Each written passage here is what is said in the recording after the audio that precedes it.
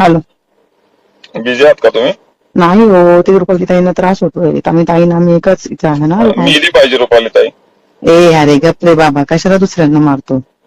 मग ठीक आहे, मला वाटलं मेली पाहिजे तर मी म्हणतो मेली पाहिजे. हा, अजित पवार मेला त्याचा मला फरक पडला नाही, तर रुपाली मेली तर मला काय फरक पडायचा आहे? तुला मी मेले तरी कुठे काय फरक पडायचंय. हा, तू मेली तरी मला नाही फरक पडायचा. पुढं संपत. मग काय कशाला लोड घेतो तू, जाऊ दे आपलं काय.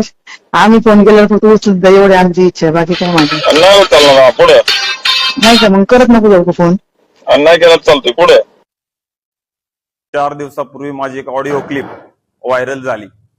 त्या ऑडिओ क्लिप मध्ये माझ्याकडून आदरणीय स्वर्गीय अजितदादा पवार साहेब यांच्याबद्दल एक चुकीचं वक्तव्य गेलं.